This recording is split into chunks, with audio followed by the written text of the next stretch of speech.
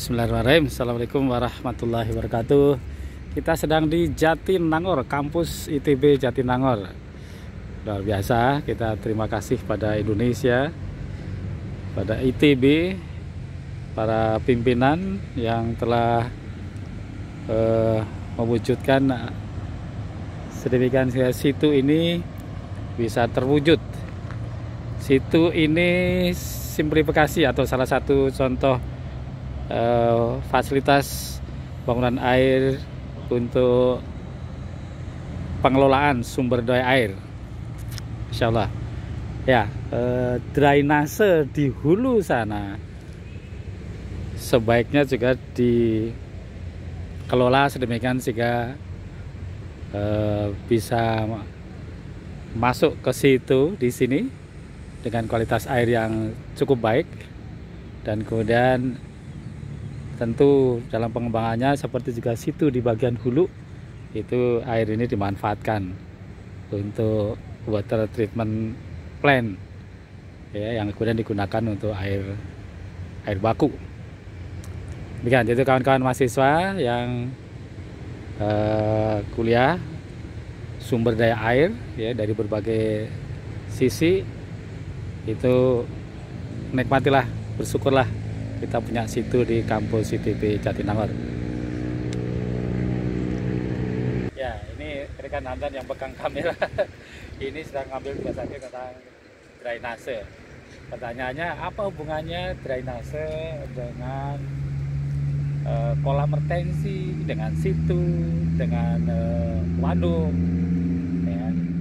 Nah, drainase itu drain, itu mengeringkan air. Dan kalau orang awam mengatakan to drain itu secepat-cepatnya mengalirkan air ke bagian hilir. Dalam pengertian umum seolah-olah air itu harus segera dibuang ke laut. Padahal dalam konsep drainase ramah lingkungan, itu air tadi dimanfaatkan dulu untuk manusia semaksimal mungkin untuk manusia. Ya kan? Jadi air yang jatuh di hujan, air hujan jangan jatuh di atap. Harus ditahan dulu. Lah, nahnya gimana dong? Nah, nahnya dengan talang-talang. Talang-talang dikumpulkan ke rainwater harvesting, ke dalam toren. Nah, sampai di situ aja dia punya head yang ditahan, tidak langsung jatuh ke selokan. Itu bagian dari pengelolaan sumber daya air. Ya, tertahan di toren, kirimkan, dipakai untuk ke dapur, ya, ke kamar mandi, untuk siram taman, untuk nyuci motor. Ini sudah tidak harus menggunakan air yang dikirim dari PAM, dari PDAM. Kenapa? Sayang sekali PDAM sekedar untuk nyuci motor ya, sekedar untuk siram taman, untuk flushing. Itu sayang sekali. Kenapa? Karena kalau udah sampai PDAM dia memerlukan biaya. Air tadi harus dikirimkan WTP dulu, dikelola PDAM ya, dalam unit-unit kecil, baru kemudian dikirimkan lagi ke konsumen. Nah, kalau air itu digunakan untuk nyiram taman, untuk nyuci motor, ya, motor biasa gitu, itu sayang. Oleh karenanya air yang ditahan oleh rainwater harvesting tadi itu digunakan untuk keperluan itu. Setiap rumah, kalau satu rumah, setiap rumah ada sekian kubik, ya, katakanlah 2 kubik, kemudian ditambah dengan sumur resapan, dengan bunker airnya menjadi 5 kubik, maka dalam 1000 rumah menjadi 5000 kubik gitu kan. Ditambah lagi dengan misalnya ada kolam taman kecil di setiap rumah tadi ya, itu menjadi 10 kubik, maka 1000 rumah menjadi 10.000 meter kubik, yang kemudian pada gilirannya 10.000 meter kubik ditambah situ-situ seperti ini ya, kolam taman komplek, kolam taman kota ya, dengan situ-situ, dengan waduk-waduk kecil, embung kecil, maka akan semakin besar lagi, dan air tidak perlu digilirkan langsung ke hilir yang menjadi banjir. Ya, kayak kita Bandung Selatan senantiasa banjir karena tidak tertahan di bagian hulunya. Nah, drainase tadi fungsinya tidak lagi mengalirkan langsung secepat-cepatnya ke bawah, tapi dimanfaatkan dulu oleh setiap keluarga, setiap rumah, setiap kampung, setiap kota di bagian hulunya. Sedemikian sehingga termanfaatkan. Lebihnya dari itu masuk ke waduk yang lebih besar lagi. Dan seperti kali di Bandung ada Saguling. Saguling untuk PLTA, ya. Dan lebih lanjut misalnya bisa dieksplor seperti Jatiluhur untuk irigasi, untuk air minum dan seterusnya. Saya kira penjelasannya hubungannya drainase dengan pengelolaan sumber daya air dari sana, ya, kepada Belanda. Jadi pada saat musim kemarau air ditahan, ya, dan kemudian musim kering dimanfaatkan. Drainase tadi dikelola dengan baik, jangan sampai tercampur dengan air kotor, dipisahkan dengan air kotor. Nah, air bersihnya tadi masuk ke dalam tampungan-tampungan tadi, menambah kapasitas tampungan untuk suplai air baku, ya, bagian dari pengelolaan sumber daya air. Nah, silakan, ini di syuting lagi teknik sana. Ya, ini terima kasih Hamdan yang sudah jadi kamerawan sederhana gitu. Ya, nanti bermanfaat tuh adik-adik. Kayaknya perlu ada nih Hamdan cerita sedikit gitu ya. Pause dulu. Satu, ya. Ya baik, assalamualaikum warahmatullahi wabarakatuh. Perkenalkan, saya Rahmat Hamdani, biasa dipanggil Hamdan, dari jurusan Teknik Pengelolaan Sumber Daya Air ITB 2018.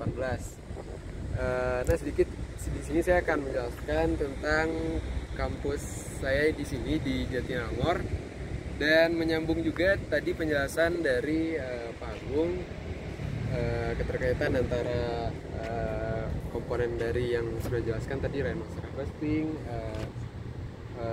drainase, kemudian ada juga situ kolam retensi. Saya akan bercerita sedikit. Sebenarnya saya awalnya nggak nyangka kampus di Jatinangor itu sebagus ini, dan emang lebih bagus dari kampus yang di Ganesha gitu, karena di sini sudah lengkap tentang pengelolaan sumber daya airnya. Di sini kita punya situ 1 yang ada di atas, dan sekarang di tempat saya berdiri ini merupakan adalah dari bagian situ 2. Nah, dan di situ 1 ada kita ada WTP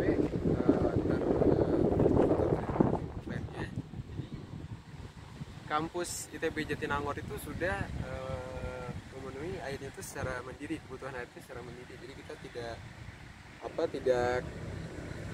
mengambil air dari pam gitu. Jadi kita cuma mengolahnya di sini, air hujan turun, kemudian dari gedung drainase turun ke situ, diolah, kemudian dipakai lagi oleh mahasiswa dan pegawai dari kampus ini.